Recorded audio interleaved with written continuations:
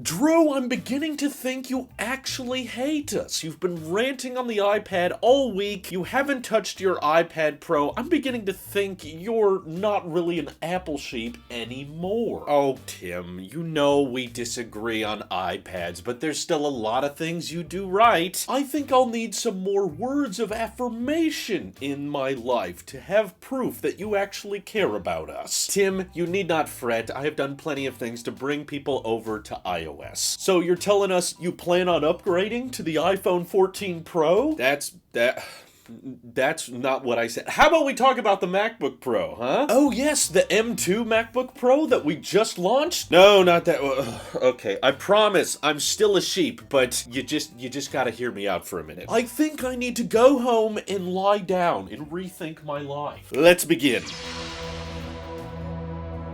So time sure does fly, because it was all the way back in October when I initially unboxed this MacBook Pro here behind me, and I have to say it feels like one of those once-in-a-decade type Apple products where we just got so many huge upgrades all at once, and I think the reason I'm having a hard time believing it's been 8 months since I got it is because the machine still feels freaking brand new to me. I mean, it's been over half a year, and I still look forward to using it every single day because there's so many things I can do now with my laptop that weren't possible before, partly because I didn't have laptop, but I'm just talking about Mac in general. There were things my iMac Pro was not capable of doing that now my MacBook Pro does flawlessly, repeatedly, and because it absolutely is far more of a tool than it is a media consumption device, it gets a crap ton of use. So I have been brutal on this thing, editing and exporting multiple 4K at 60 videos every single day, and taking it on trips and traveling with it, and putting it through its paces has convinced me as to why this is one of those, iPhone 10 levels of upgrades, or 2018 iPad Pro level of upgrade, because for one, we got a chassis redesign, which is not too common in the MacBook world. That pretty much only happens 2, maybe 3 times a decade, and this happens to be one of my favorite chassis redesigns of all time, because not only do they enable this to store a 100 watt-hour battery, so a huge battery pack, they also accommodate for a really efficient cooling system, because even when I'm live streaming and editing 4K at 60 ProRes video with color correction, the fans barely ever kick on. Occasionally I hear it when I'm exporting, but the cooling system works flawlessly with this thing, and I prefer this chassis 100% more than the previous generation MacBook Pros, which that chassis design is still living on in the M2 model, but keeping it rounded on the bottom makes it far more comfortable when you pick it up. And this thing has a lot of weight, so when you're taking it on the go and moving it around, having that rounded design is so much more elegant and comfortable, but still retaining that utility focus aspect of having the squared off edge at the top, not having that tampered design that kind of bends and fluctuates as much as it did before. I just love that even when you're just looking at a MacBook Pro display lid now, you can tell the newer designs from the older ones, just from that top panel. Well, at the same time, it's, the heaviest MacBook Apple makes, it's still honestly not that bad. It's not anywhere close to the weight or thickness of a lot of those gaming laptops out there, and because of its aluminum enclosure, it retains that premium feel. You're not getting a lot of those cracks or pops like you are with other large laptops out there. Even previous generation MacBook Pros, which I still interact with pretty frequently. And of course, they finally treated us with the new webcam design, which I've used a ton. If you've kept up at all with the Tailosive Tech podcasts, you know that I've essentially been using this MacBook Pro as my dedicated microphone and webcam for all of my shows, and frankly, not that many people seem to notice or care. But I think that says something. If you don't notice or care that I'm using a laptop webcam or a laptop microphone for doing like 3 hours worth of podcasting every single week, that proves just how studio grade these things are. I'm sure a dedicated microphone probably sounds better, but with what most people are listening to podcasts with, I think this captures my voice incredibly well and allows for my mobile workstation to be just that much more mobile, because I don't have to pack adapters and I don't have to pack additional microphones, and that 1080p webcam was far overdue. It was ridiculous how long it took them to get that onto laptops, and I'm very thankful it's finally making its way into the 13-inch MacBook Air with the M2 chip now. Very excited to test that out, and also just wanted to add that I'm still very, very impressed with the speaker system on this MacBook Pro. When we're recording our shows, I'm using my headphones headphones, but once we're done and we're just kind of catching up on life stuff, I'll take my headphones out and I can hear Randy or Nick's or Mike's voice come out of these speakers, and it's honestly able to hit very, very low frequencies. Like, for a pair of speakers that you can pack around and take with you, the audio fills the room. It's directional. It's definitely much better than the iPad Pro speakers, which were already really good, but now that they're facing you and they're able to fill the room with rich audio that doesn't peak out super easily, doesn't start rattling the whole machine, it honestly feels like it can pretty closely match the volume of someone's genuine voice. Like, you're talking to them in the room, you just boost up the audio and it's as if they're talking just a couple feet away from you, which is quite bizarre and freaky, but that's the power of the Apple spatial audio team, which, you know, I don't think I'll go as far as to say, like, it sounds like it's coming from behind me, but as far as laptop speakers go, I have not found anything that can beat these. Also, in this same upgraded, I very much appreciated and utilized the ProMotion display. In case you're wondering if I still notice 120 Hz, yes. In fact, several times I've thought, well, maybe I can set it to 60 Hz to maybe save some power or something, but I notice it every single time, and on the go, I also realize that the battery life is so insanely good on this thing that I don't care to lock it to a lower refresh rate. And I've pulled my iMac Pro out of retirement to kind of use as a TV screen and to check up on Discord and that kind of thing, and every time I use my iMac Pro, I absolutely notice the 60 Hz. It's objectively there, and I can't unsee it anymore now that I've gotten so used to it on my phone and my laptop. But that's not even the biggest change Apple was happy with. Mini LED. I have to say, this is probably the feature that I utilize the least. I think if you're not watching HDR content, or if you're not posting or editing HDR content, then Mini LED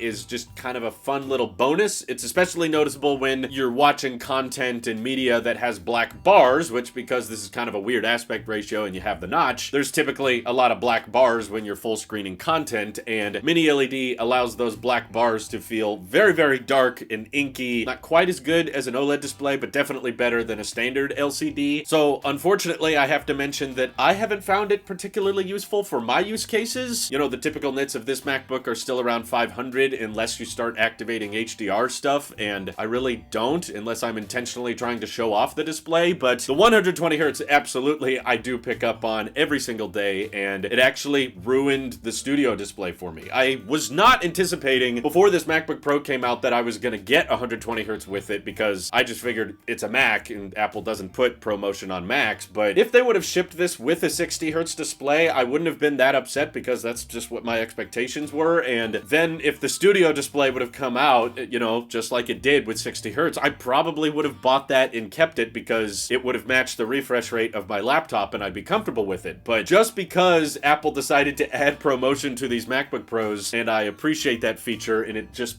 graces my eyes with its buttery smoothness so much, that kind of ruined the studio display for me. My expectations got too high, and now I'm like, I don't want to use an external monitor if it's 60 Hz. So basically what I'm trying to say is the MacBook Pro was just too dang good for me to justify keeping that monitor. You know, it's a 5K 60 Hz panel. I basically already have that with my iMac Pro. And finally, thanks to macOS Monterey getting its promised features, I have been utilizing universal control a lot, which was not really a thing when I first bought this MacBook, but the fact that I can connect my Magic Mouse for video editing to this thing and control my iMac Pro just by swiping my mouse over, it feels so natural, so intuitive, I kind of forget that they're two separate Macs a lot of the time. I just feel like there's some windows and there's some apps that I keep on this screen, and then I do my video editing and all my actual workload stuff on this machine. And at first, universal control was pretty buggy, but now, even though my iMac Pro is on Ventura, it still works pretty much flawlessly. There's not much lag, and I don't even think about it, really, which is so Apple in design, right? It's like, you just move the mouse over and it shows up on whatever display happens to be around you. It just works, you know, like FaceTime or AirPods Auto Connect, those don't work, but certain things Apple develops works really, really well, and that's absolutely one of them for me. And I'm talking about all of these great changes and all of these great upgrades, and I didn't even mention the fact that this is the first, you know, big MacBook Pro upgrade that got Apple Silicon support. Abandoning Intel and their overheating nightmares, the M1 Max chip is much, much faster than my iMac Pro. In fact, thanks to the graphics power that it's able to utilize, I can do things for my channel and for the channel members supporting directly that I wasn't capable of doing before, which is awesome. So I like live streaming my video editing process, and I like having smaller live streams too. So for the people that support the channel channel directly, I live stream myself filming and editing the videos. Not today, of course, because I have to close this lid and film B-roll and stuff, but for the most part, I'm able to film and then show my face with the onboard webcam and capture my voice with the onboard microphone and capture the onboard display, all at 1080p 60 frames a second through OBS, and